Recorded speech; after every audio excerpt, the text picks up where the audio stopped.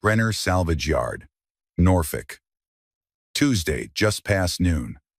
Margot Sterling crossed the gravel in heels and a white blazer. Beside her stood Anita Bell, Deputy Chief of Staff at the Mayor's office, and two Sterling engineers. Hollis Brenner climbed down from the crane in oil-stained coveralls. He did not remove his gloves. Margot looked at Bell, then at him. "Go back to your scrapyard, Mr. Brenner." She turned, heels grinding rust. Bell did not follow at once. Hollis climbed back up. On Hampton Boulevard, a black Navy staff car slowed at the gate. It did not stop. Not yet. Drop your city in the comments below. Like the video if you want to see how this ends. And stay with us till the final scene. You won't want to miss it. The yard quieted at 4. The crane went silent. The afternoon shift drove out one by one in pickups patched with primer. Hollis Brenner stayed behind to finish the Tuesday inventory on a clipboard, the way he finished it every Tuesday. He marked each pulled section with a small clean check. He had been told 3 hours earlier to go back to his scrapyard. He had not answered. He had returned to the crane and finished the lift. The words had stayed where she dropped them. He had walked past them on his way to the inventory shed and on his way back. They had not made him slower or faster than he already was. At 4:30, he locked the gate and drove the truck north to Willoughby Elementary. The afternoon was warm. He pulled to the curb 3 minutes before the bell. Wren came out with her backpack bouncing and a folded paper in her fist. She climbed into the cab on her own. "Miss Lynn read us a book about brown pelicans." "Did she?" "They dive. They eat. They don't waste anything."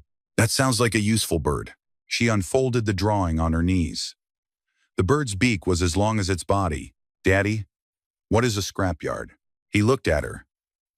She was tracing the outline of the wing with her finger. "A place where things that broke get a second life." "That's a good place." "It can be." They stopped at the yard for 10 minutes so he could sign a delivery slip. Wren wandered along the fence line and found a small piece of brass in the dust. She put it in her pocket. She did not see the white business card lying on the cinder block step by the office door. Hollis saw it.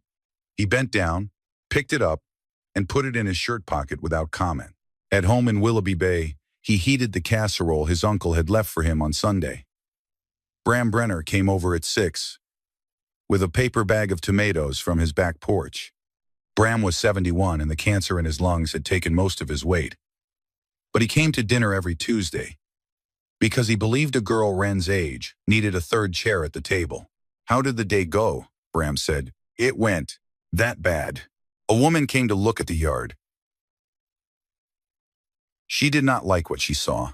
Bram chewed slowly. He did not press. "People don't usually like what they don't understand, son. You know that better than most." Hollis did not answer. He cut another piece of casserole for Wren and slid it onto her plate. Wren told Bram about the pelicans. Bram listened.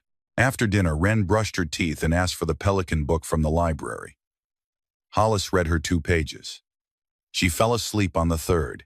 He stood in the doorway for a minute, looking at her in the half-dark, the drawing on the nightstand under a stone she had brought home from the spit a year ago. When he came back to the kitchen, Bram was at the door with his coat on. They did not say goodnight. Bram tapped the door frame twice on his way out. An old habit from the yard. Hollis listened to the truck pull away. He washed the dishes. He turned off the porch light. He sat at the kitchen table with his hands folded for a long time, listening to the dish soak in the sink, the tick of the clock above the refrigerator, and the slow breath of his daughter in the next room. He set the business card on the table. Sterling Maritime Solutions.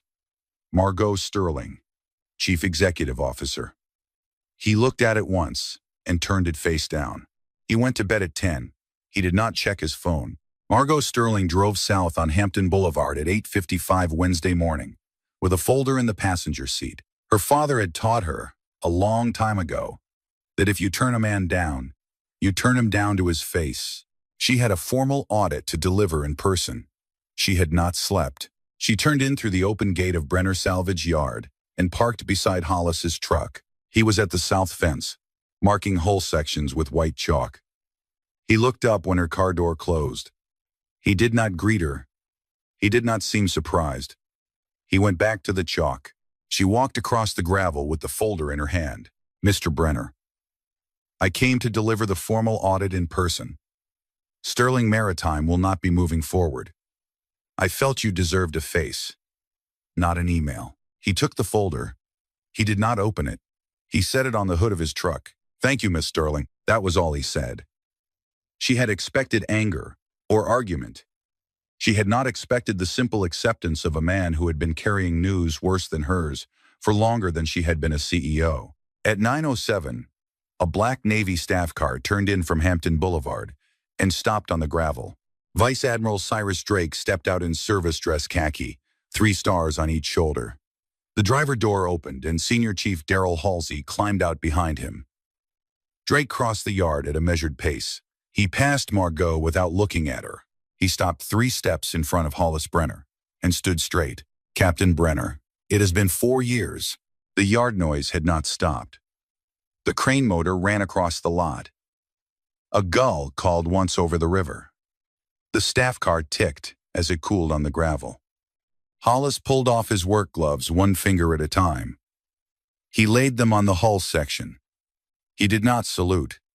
He stood the way a man stands when he is no longer required to. Sit. Margot had not moved.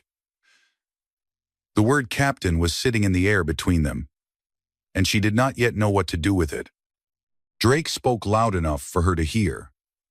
I came to ask you to do a job. The Navy is preparing the sensitive system recovery on USS Halpern in Philadelphia. We need 3 civilian salvage partners with secret clearance and hull integrity experience. Yours is one of 3 yards on the East Coast that qualify. I came to ask you in person. Hollis listened without moving. Drake turned then, for the first time, and looked at Margot Sterling. Miss Sterling, Captain Brenner pulled your father out of 55-knot winds off Nantucket Shoals in 2014. He was a lieutenant then. He had the con of a destroyer in seas that should have broken her. 12 people came home. Your father was one of them. Margot did not speak. Behind her eyes, the words from yesterday played again in her own voice. Go back to your scrapyard, Mr. Brenner. Hollis turned back to Drake. Sir, I appreciate the visit. I am not coming back. Drake nodded. He did not argue. He reached into his breast pocket and took out a card. He placed it on the hood of Hollis's truck, beside the manila folder Margot had set there minutes earlier. My door is open, Captain. It always will be. He turned and walked back toward the staff car. Halsey was already at the driver's door. Before he opened it, Halsey stopped beside Margot. He spoke low, almost into the engine noise. Ma'am, what he carries he doesn't tell people. Don't ask him about his wife. The door closed. The car rolled out of the yard and turned south. Margot stood on the gravel and did not move. The wind off the Elizabeth River carried gull cry and the smell of cut steel. She had not known he was a captain. She had not known he had been a lieutenant who had saved her father's life. She had not known he had a wife. Across the yard, Hollis put his gloves back on and went back to the hull. He did not look at her. He did not look at the card on the hood. He worked because work was what he did at 9:07 on a Wednesday in June. At 9:42, she called her father from the parking lot of a gas station on Hampton Boulevard. She did not trust her voice in a building. Tell me about Nantucket. Hugh Sterling was silent for a count, then began. It was March of 2014. The Atlantic tender lost main propulsion in a nor'easter off the shoals. We were drifting toward rocks. We were taking water through a cracked weld at the stern. We sent a mayday. The closest Navy asset was the destroyer Hawthorne. Captain Brenner was a lieutenant. He had the con. He brought a destroyer into seas that should have broken her, in 55-knot winds, and held her bow to the wind for 40 minutes, while his crew put a line on us. There was a chief at his shoulder who told me later it was the finest piece of ship handling that Chief had seen in 26 years at sea. 12 men came home. I am one of them. I would not be alive to build Sterling Maritime if he had stayed in the harbor that night. Margot, you owe him an apology. Not on paper. In person. With coffee in your hand and your head where it belongs. She drove to the commissary on the base where her father had bought their household coffee for 30 years. The clerk recognized the name on her credit card. He brought down a tin from the back shelf. Navy blue label. The blend her father had carried home in plastic bags through the 90s. At 3:15, she returned to Brenner Salvage Yard. She did not call ahead. She filled a steel thermos in her car and walked across the gravel and set it on the hood of his truck. My father said you would remember the brand. Hollis looked at the thermos for a long time. He picked it up. He unscrewed the cap. He poured into 2 paper cups from the office shelf and held one out to her. They sat on the cinder block step in front of the office. They drank the coffee. Bram Brenner walked past on his way to the gate, and when he saw Margot on the step, he nodded once. It was the first time she had been seen by a man in that yard. Wren came out of the office with a stone crab in her cupped hands. She knelt beside Margot to show it. Margot knelt back, in her boots and her newer blazer, and looked at the crab without touching it. Are you the lady from yesterday? Yes. Daddy didn't say anything bad about you. Margot did not answer. She did not know what an answer would mean. Wren took the crab back to the spot under the office step where she had found it, set it down carefully, and watched it scuttle into the seam between 2 pieces of plywood. Then she went back inside. Later that evening, after Margot had driven home and turned off her phone, Drexel Vance called her cell. She did not answer. He left a voicemail that was friendly and short. He invited Sterling Maritime to join the conversation on a project he was assembling. He called it the Elizabeth Riverside Renaissance. He said he would send the prospectus. The prospectus arrived at midnight. She opened the PDF at her kitchen counter in her bathrobe, with a glass of water in her hand, and the glass slipped a 1/4 inch when she saw what was in the center of the map. Brenner Salvage Yard. The full 8-acre parcel, marked for rezoning to mixed-use residential. Anchor lot of a $42 million development. She did not call anyone. She did not sleep. By morning, she had a list. She called Anita Bell at her office at 7:20. Anita, I need you to pull every land transfer in Hampton Roads for the last 36 months. Cross-reference Vance Waterfront Holdings and any LLCs that share registered agents. There was a pause on the line. Margot. That isn't a standard records request. You saw what I did on Tuesday. I am trying to undo it. Help me. A longer pause. One favor. Use it well. The records came in by encrypted email at 4 that afternoon. Margot laid them out on her kitchen table and worked until midnight with a yellow highlighter. She drew lines in red between each shell company and its registered agent. The agent's office was a strip mall storefront in Virginia Beach, between a tax preparer and a dry cleaner. The agent had filed 382 limited liability companies in the last 6 years. The same neat handwriting appeared on every form. By the time the coffee was cold, the pattern was on the paper. Vance Waterfront Holdings had acquired 14 contiguous parcels on the Elizabeth River through 4 shell limited liability companies: Tidewater Real Holdings, Harborview Group, East Norfolk Properties, Atlantic Coast Renewal. All 4 shared the same registered agent in Virginia Beach. The buying had begun 18 months earlier and had accelerated in the last 6. Of the 14 lots, 13 were assembled. The keystone, the one without which there was no waterfront access for the proposed condos, was Brenner Salvage Yard. Total estimated value after rezoning: $42 million. She drove to the yard the next morning.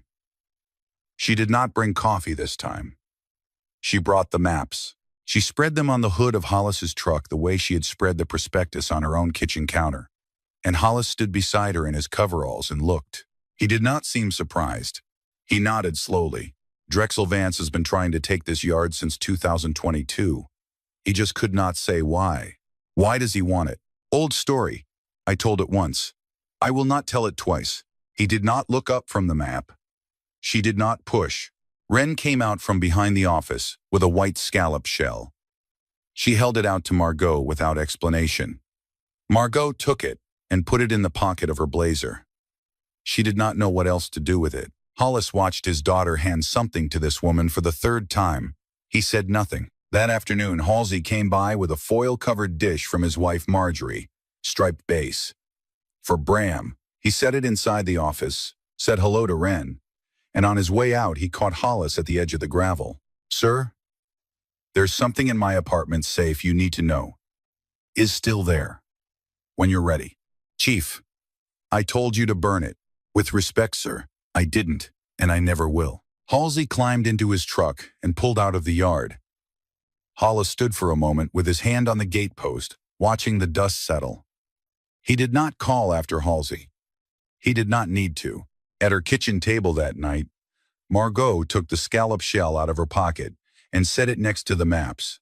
She looked at the shell for a long time before she went to bed. She did not know exactly what she was doing. She knew only that she had begun to do it. Outside, on the water, a low fog was forming. By morning, it would lie across the salvage yard like a blanket. By morning, she would be back inside it. Sterling Maritime Solutions and Brenner Salvage signed a memorandum of understanding 8 days after Margot had told Hollis to go back to his scrapyard. The document was 4 pages.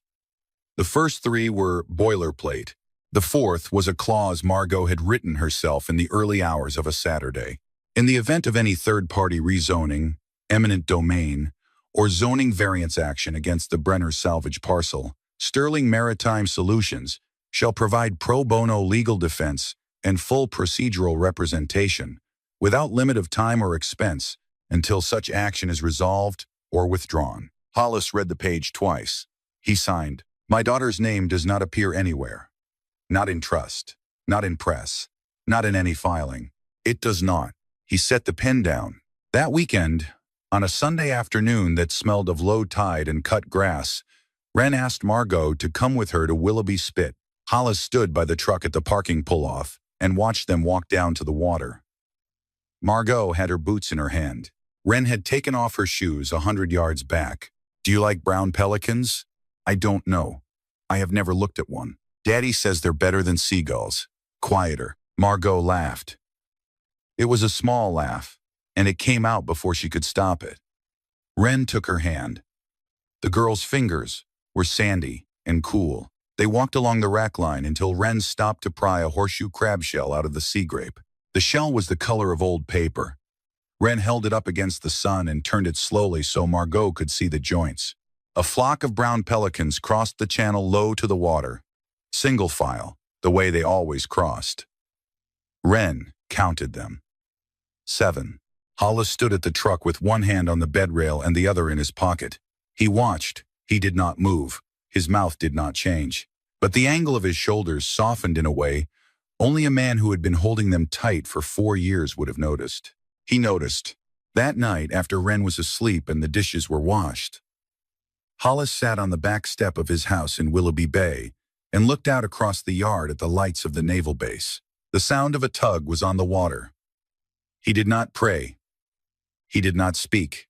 He simply sat for a long time with his hands folded. At 10:30, Margot's phone rang. The number was Marjorie Halsey's. Called through her own phone, careful and roundabout. "Ma'am. Senior Chief Halsey. If you want to know why Drexel Vance wants that yard so badly, you need to read the 2021 Brenner audit. It is classified. I have the unredacted raw logs in my apartment safe.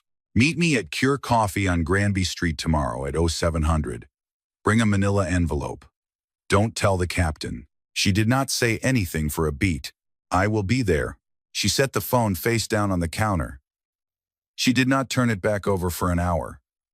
She poured a glass of water she did not drink. She thought about the scallop shell on her windowsill, white as a piece of bone.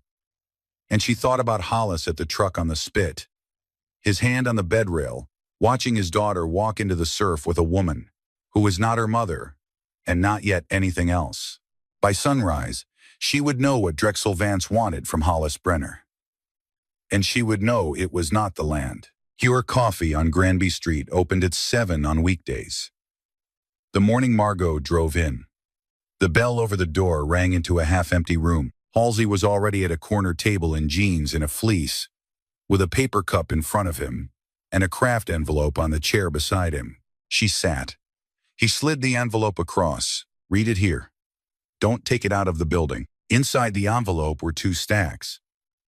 The first was photocopies of helicopter maintenance logs from HSC-9, the Tridents, dated through 2021.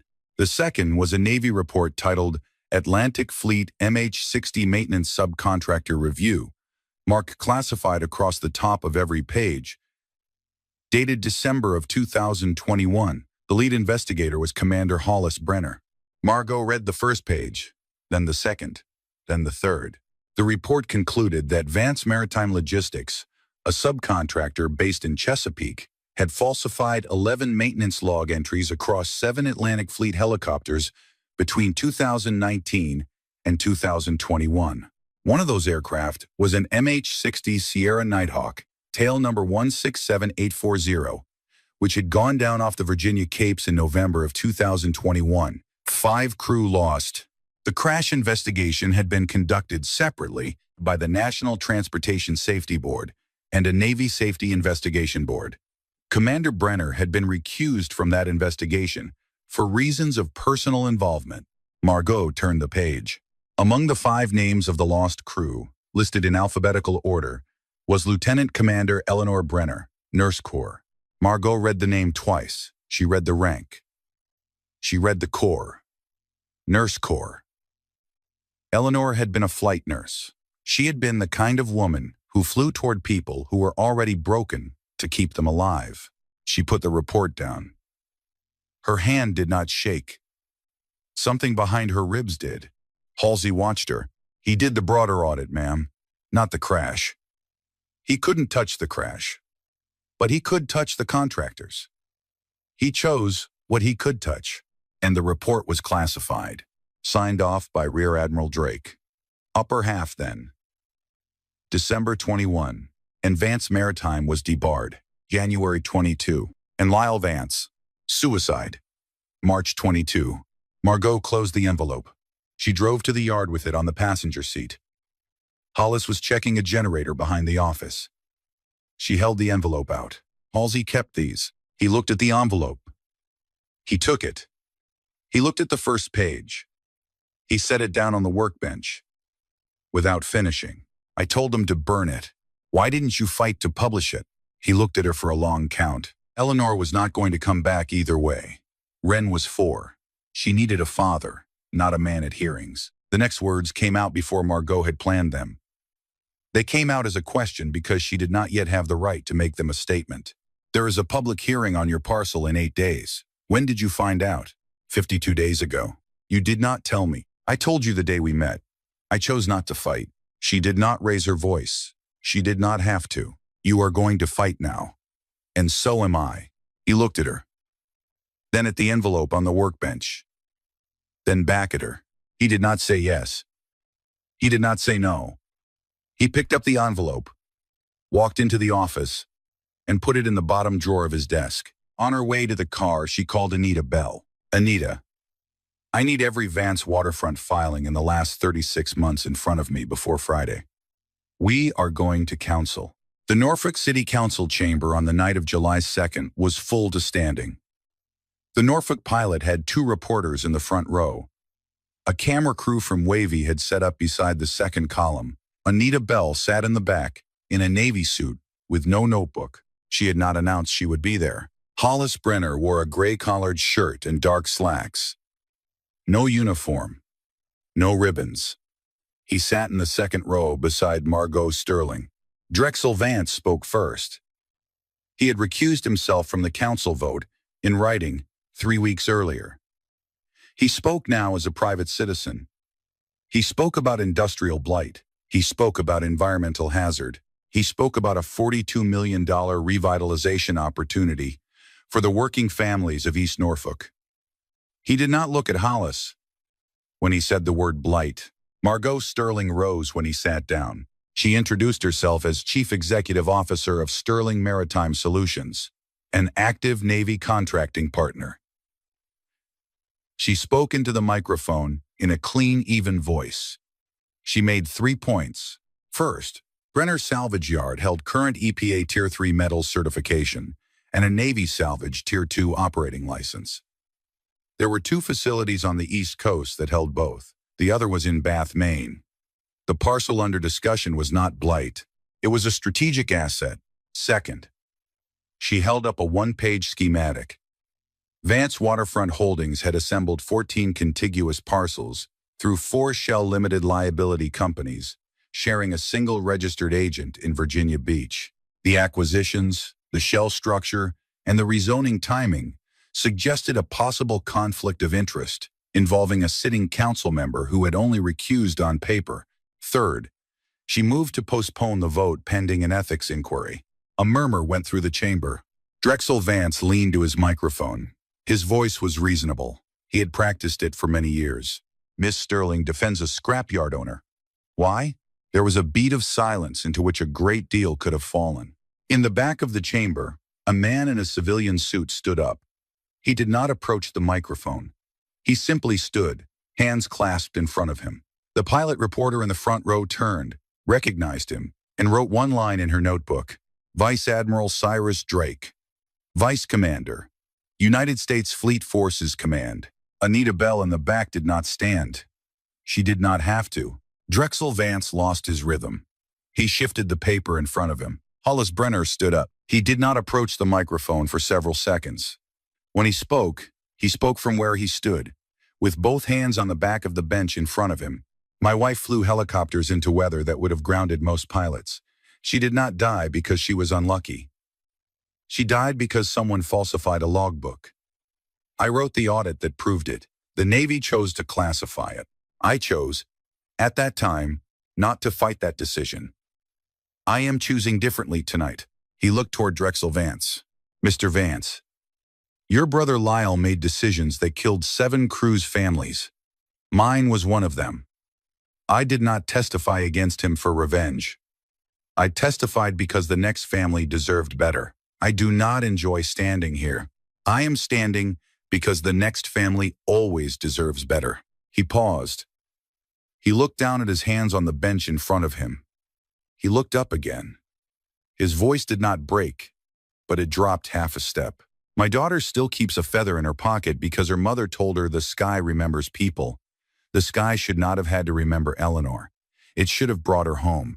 The chamber was very quiet. The council voted to postpone the rezoning indefinitely and to open an ethics inquiry into Vance Waterfront Holdings. The Norfolk City Ethics Committee announced its investigation on a Friday. The Norfolk pilot ran the shell company's schematic on the front page above the fold the following Sunday. By Tuesday, Drexel Vance had resigned his council seat. The statement said, family reasons. The next morning, the yard was wet with river fog. Margot drove out at 6:30 and parked behind Hollis's truck. She did not know what she had come for. She came anyway. He was in the office, pouring coffee from an enamel pot into a beat-up metal cup the color of a tarnished spoon. He poured a second cup and held it out without looking up. She took it. The cup was warm. The morning was cool. They stood at the office window and did not speak for a long minute. Outside, Wren came down the gravel path with something cupped in her palm. She pushed the office door open with her shoulder and walked straight to Margot. She opened her hand, a white gull feather. Clean as paper. Daddy says these mean luck. Mama said they mean the sky remembers you. She held it up to Margot until Margot took it from her. The room held very still. Bram Brenner watched from his folding chair in the corner. His oxygen tube looped over his ear. He nodded. Slow. Once. Hollis stood at the coffee pot with the enamel cup still in his hand. He did not look at his daughter. He looked at the floor. The angle of his shoulders moved one notch, the way it had moved at the truck on the spit. It was the first time in 2 years that Wren had said the word mama in the open. The first time, since the helicopter, that the kitchen of her childhood had returned to the room she stood in. Margot put the feather in the inside pocket of her coat. She did not trust herself to put it anywhere else. That afternoon, Hollis's phone rang. Vice Admiral Drake was on the line from the Vice Commander's office at Fleet Forces. Captain, I am calling to offer you a civilian advisor position with Eastern Surface Operations Recovery. You will not wear a uniform. You will not deploy. You will share what you know on the work we have coming." Hollis listened, and, "Captain, I am calling to tell you something else. I was the officer who signed the classification of your audit in December of 2021. I told myself it was protecting active programs. I was protecting my own decision-making. I was wrong. I am not asking you back because the Navy needs you. I am asking because I owe you the chance to come back on your terms." Hollis was quiet for a long count. "Sir, I will think about it, not for the Navy, for Halsey. He kept the file when I told him to burn it." "Understood, Captain." That afternoon, Bram was admitted to Centera Norfolk General. The doctor in soft tones said 2 to 3 weeks. Margot came to the hospital that night. She did not say much. She sat in the chair beside Bram's bed, and she sat for a long time. She had brought a thermos of soup from a diner on Granby Street that Bram had liked when he was younger. He took 2 spoonfuls and laid the rest down.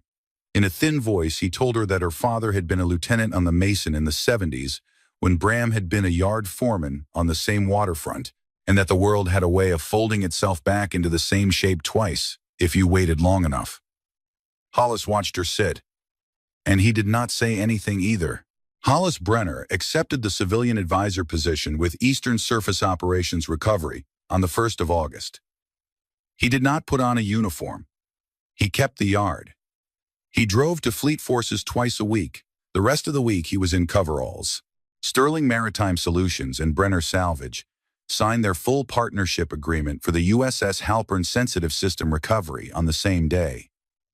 The contract was 31 pages. The 32nd page was a rider Margot had written in pencil first and then in ink.